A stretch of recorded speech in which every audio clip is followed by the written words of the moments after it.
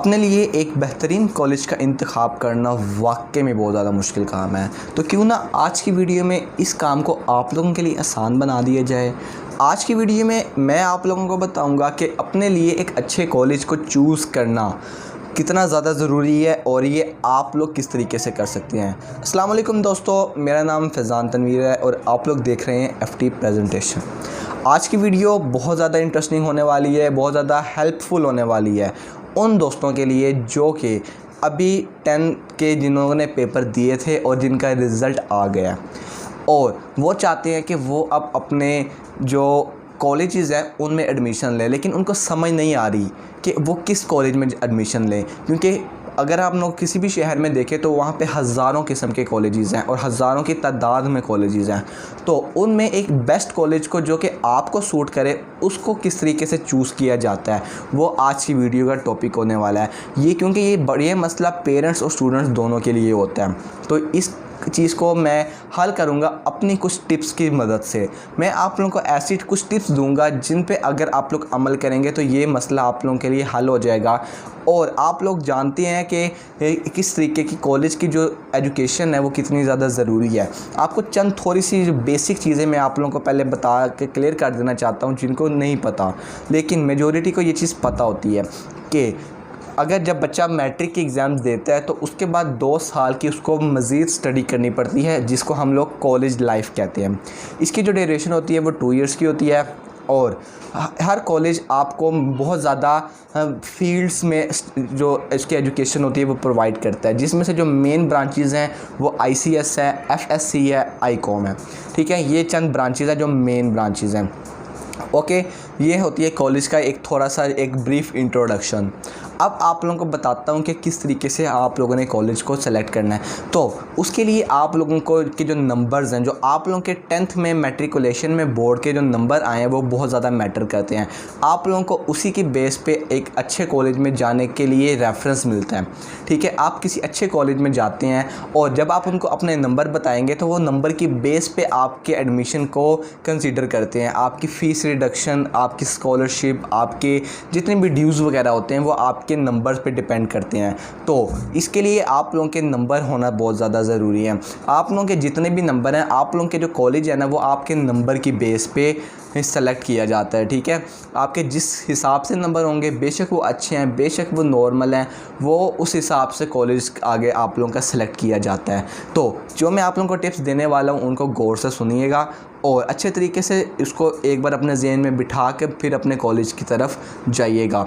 ठीक है, जिस तरह रिज़ल्ट आने वाला है या आ गया है, ठीक है, अब बच्चों का जो रुझान है वो इसी तरफ है कि जल्द से जल्द हम किसी अच्छे कॉलेज में एडमिशन लेकर अपनी जो स्टडी है उसको कंटिन्यू करें। तो इसके लिए सबसे पहले अगर आप लोगों के माइंड में बहुत ज़्यादा कॉलेजेस हैं और आप उसमें से कोई चूज़ करना चाहते हैं तो उसका जो सबसे बेहतरीन तरीका है वो है रिसर्च का। आप लोग ऑनलाइन रिसर्च करें। आप लोग डिफरेंट कॉलेजेस की वेबसाइट बनी हुई होती हैं, वेब पोर्टल्स बने हुए होते हैं। आप वहाँ जाएँ और वहाँ जाकर उस कॉलेज के बारे में पता करें कि ये कॉलेज आप लोगों को क्या क्या फैसिलिटीज़ प्रोवाइड कर रहा है, क्या वैल्यू प्रोवाइड कर रहा है, क्या स्टडी क्वालिटी ये कंटेंट प्रोवाइड कर रहा है। ठीक है, या ये कॉलेज क्या सब्जेक्ट आप लोगों को पढ़ा रहा है। इस तरीके से आप जब अपने पसंद के या आपके जितने भी आपको कॉलेजेस के नेम्स आते हैं आप वहाँ पर जाके मतलब ये इस तरह की रिसर्च करेंगे ना तो आपको कुछ कॉलेजेस होंगे वो आप लोग शॉर्ट लिस्ट कर पाएंगे। ठीक है, जब आप अच्छे कॉलेजेस जो आपके नंबर्स के बेस पे होंगे, जब आप अच्छे कॉलेजेस को शॉर्ट लिस्ट कर लेंगे ना उसके बाद आप लोगों ने क्या करना है, उसके बाद आप लोगों ने उन स्टूडेंट्स जो कि उन कॉलेजेस में पढ़ते हैं उनसे रब्ता करना है, उनसे कांटेक्ट करना है। आप लोग किसी भी तरीके से अगर आप लोगों का कोई जानने वाला पढ़ता है आप उससे कांटेक्ट कर सकते हैं। आपका कोई फ्रेंड है या कोई फैमिली में से है या फिर आप आप लोग किसी भी सोर्स के ज़रिए उस स्टूडेंट से कांटेक्ट करें, उनसे बातचीत करें कि आपके कॉलेज में किस तरह का कंटेंट प्रोवाइड किया जा रहा है, किस तरह की स्टडी है, क्या लेवल है, क्या मेरिट है स्टडी का। तो ये सब चीज़ें जो होंगी वो आप लोगों को बताएंगी कि आप लोगों को उस कॉलेज में एडमिशन लेना चाहिए या नहीं लेना चाहिए।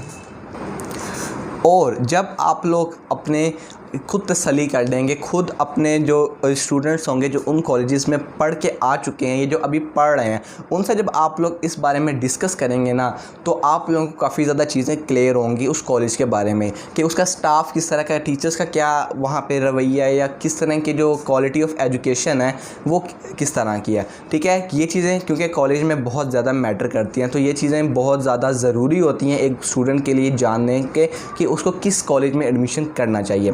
ठीक है, इसके बाद जो लास्ट पॉइंट है वो ये है कि ख़ुद जाकर अपने एक बार कॉलेज को विज़िट करें। अब आप लोगों ने अपने कॉलेज को शॉर्ट लिस्ट कर लिया, उसमें से भी स्टूडेंट से पूछ लिया, उनमें से भी आपने किसी 1 से 2 कॉलेजेस को सेलेक्ट कर लिया अपने नंबर्स की बेस पे। अब आप ख़ुद उसका फ़िज़िकली विज़िट करके आएँ। ठीक है, ख़ुद जाकर उसका जो इन्वायरमेंट है वो चेक करें। और भी काफ़ी ज़्यादा चीज़ें होती हैं, जब आप किसी कॉलेज में जाएंगे विज़िट के लिए तो आप लोगों को काफ़ी ज़्यादा चीज़ें पता चलेगी। जब उसका प्रोस्पेक्टस देखेंगे और भी कॉलेज का इन्वायरमेंट देखेंगे, तब आप लोग समझ पाएंगे कि हाँ इस कॉलेज में मुझे जाना चाहिए। क्योंकि जाए जिस कॉलेज का इन्वायरमेंट अच्छा होगा ना, और जिसका जो रिज़ल्ट है, जो मेरिट है वो अच्छा होगा, तो वो कॉलेज ही आप लोगों के लिए सूट होगा।